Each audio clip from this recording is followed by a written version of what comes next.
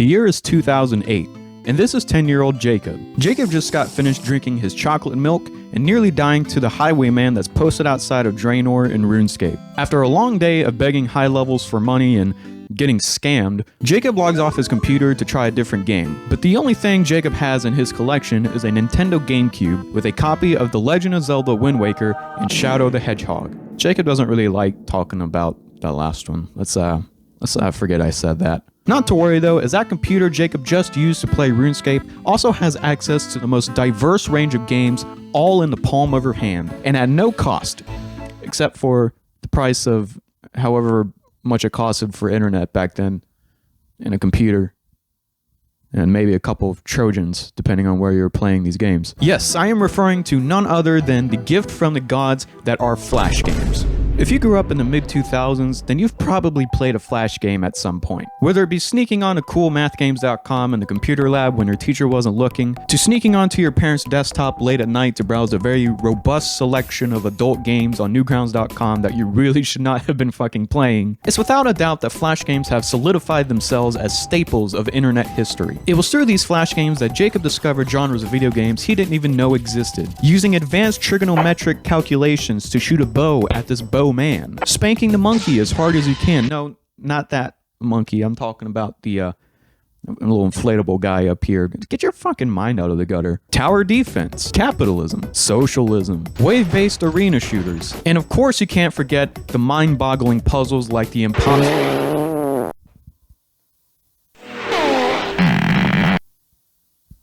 What the fuck? The variety of these games is as vast as the ocean, but little Jacob was the most infatuated with a genre of Flash games that incorporates the most cutting-edge technology, and that is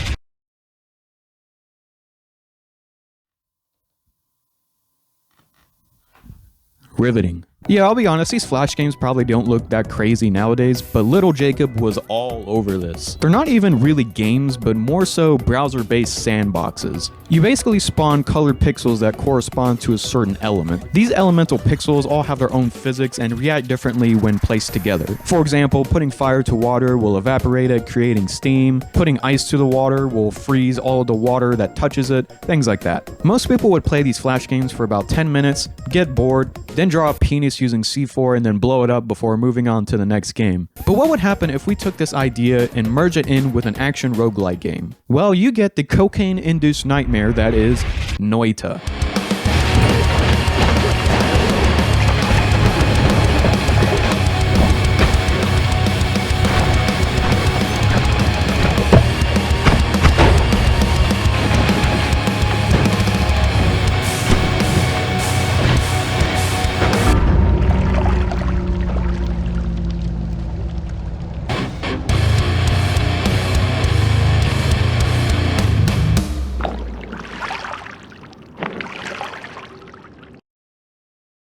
I'll admit that I jumped on the roguelite train fairly recently, and I'm kinda angry at myself that I haven't done it sooner. I'll spare you guys a history lesson, mostly because I don't really know that much about the original game, and I haven't been bothered to look it up. What do I look like, some guy that overanalyzes old-ass games that nobody plays anymore? What I do know is that the roguelike genre has been twisted and pulled so much that it has now branched off into the roguelite genre that most gamers would probably be familiar with. You start off with a default set of equipment, you progress through these areas, you pick up certain items that give you certain buffs or debuffs that you have to tailor your playstyle towards. You defeat the area boss and rinse and repeat until you either gain enough items to gain the power of an Olympian god and cocky willy the final boss, or you die. Should you die, you normally lose all of the items and go straight back to the start of the game, with some games giving you permanent upgrades to make subsequent runs less tedious. This formula makes for an awesome gameplay experience, especially for someone like me who works over 40 hours a week.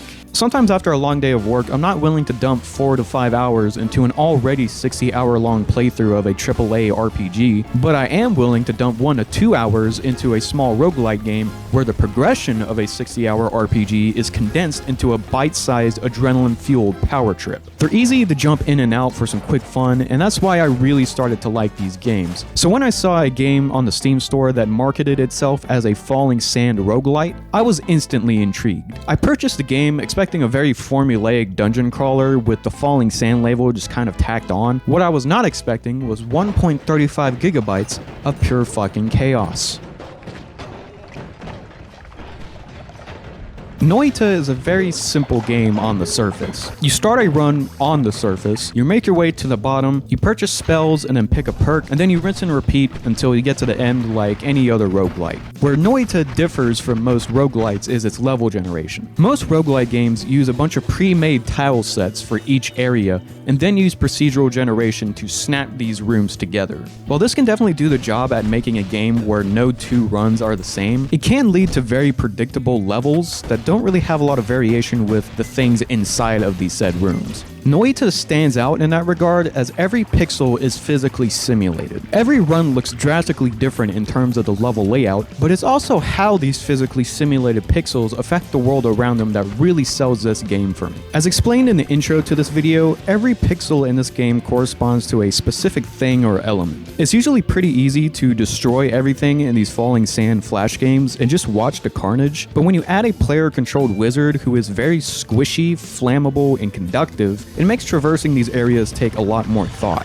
Picked up an electric wand? Well, you better not come into contact with any water or any wandering clouds of raining blood, or else you're going to be taking a very quick dirt nap. Fireball spells are very fun and can dish out a lot of DPS, but when you have flaming chunks of flesh careening towards you at all times, it can make for a very fast-spreading fire that can consume everything in its path, including you. The player isn't left completely defenseless, however, as they have a kick that sends anything not bolted to the ground flying forward, and a diverse range of spells and wands that have the coolest magic system that I've seen in any game.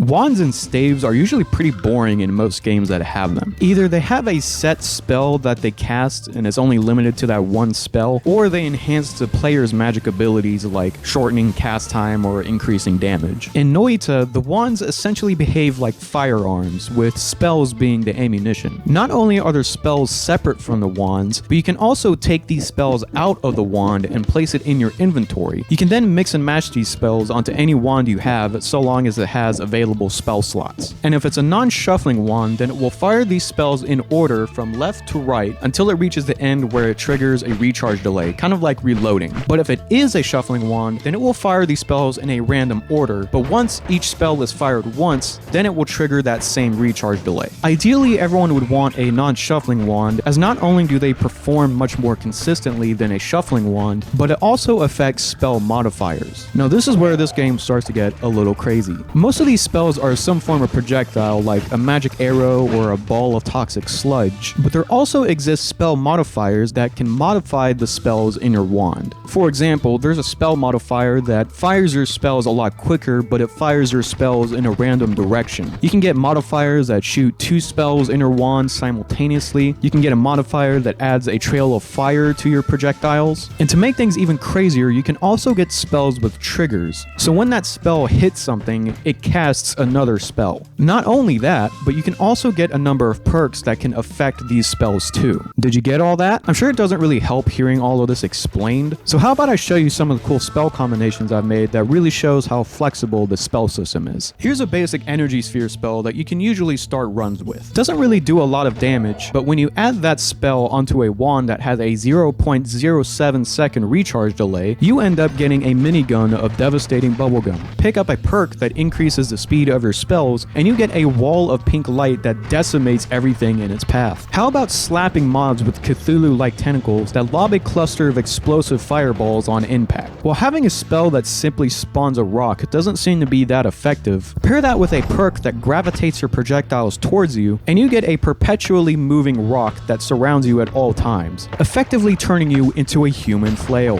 Here's another basic spell that launches a downward burst of mini-bombs whenever the projectile arcs downward, allowing me to sit behind cover while I relentlessly airstrike my opponents. One spell is simply just an explosion. This spell is usually pretty dangerous, as if you don't put it at the end of a spell trigger, it just makes you combust. But if you're lucky enough to get the perk that makes you immune to explosive damage, you can slap that explosion spell onto a fast recharging wand and become the fucking sun, constantly vaporizing every particle of matter within a 5-foot vicinity. Why even bother progressing through the level when you can just slap a drill spell onto a wand and dig your way to the bottom like a little mole rat. The possibilities that you can get with this spell system is almost unlimited, but this isn't the only flexible mechanic that's present in Noita. Every run starts with 2 wands, one that shoots an unlimited number of starter spells and one that shoots a limited number of bombs. But you also get access to a bottle that contains a randomized liquid. This liquid can be anything from water, blood, brine, whiskey, toxic sludge, and even bottled fire. The player can choose to either slowly spray out the contents of the bottle, throw the bottle entirely, or drink from the bottle. A side tip, don't ingest fire, as that's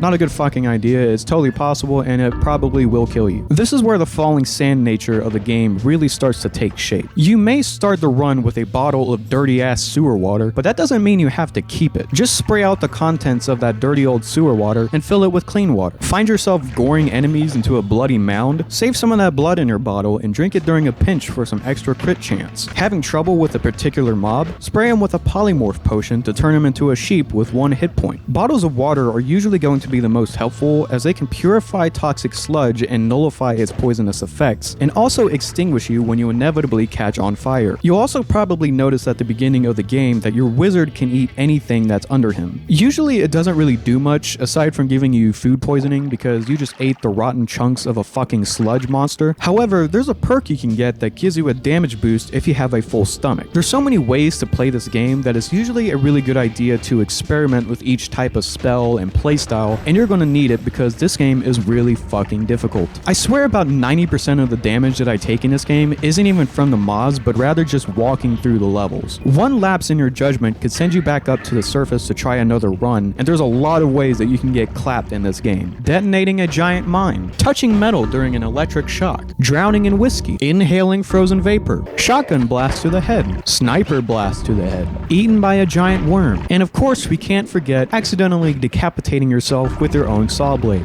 Needless to say, this game doesn't fuck around. Getting to the higher levels, or lower levels in this case, requires extensive knowledge of the spell system so that you can tackle each challenge appropriately. Getting to the end of this game isn't really the main draw of it though, as it's way more enjoyable to just fuck around with spell combinations and see how it affects the environment. The beauty of this game is that you can take it as seriously as you want. Do you want to sweat your ass off and blaze through the entire run, killing everything in sight? Go ahead. Do you want to just turn yourself into a drunken lunatic and blow everything up? Knock yourself out. Do you want to screw around with the hidden alchemy mechanic, storing a bunch of liquids in bottles and then mashing them all together to see what crazy combinations you can get? You can do that too. Almost every player who likes roguelite games will find something they enjoy with this game, and if they don't find it, they can always add it to the game because this game has very extensive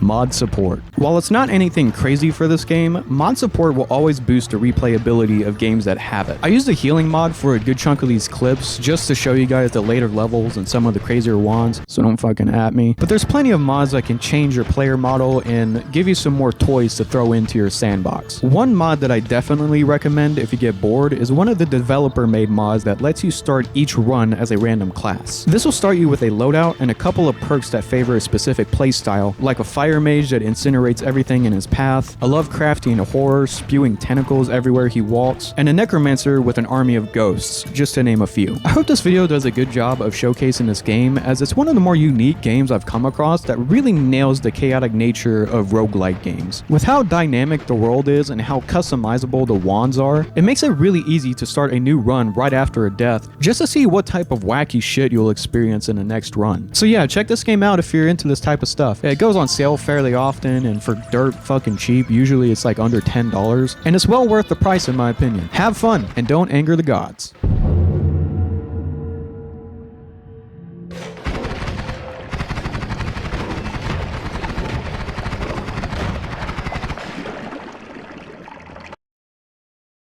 Hey, thanks for watching the video in its entirety. If you like the music that you heard in the intro to this video, and it's also the music I'm going to be using for the outro, that's actually the music from my own solo project, Gilead. I'll link that here so you can check that out if you like this type of music. And here's another video that I made in case you want to look at my other fucking videos. You guys know how this works. Yeah, thanks for watching the video. Peace.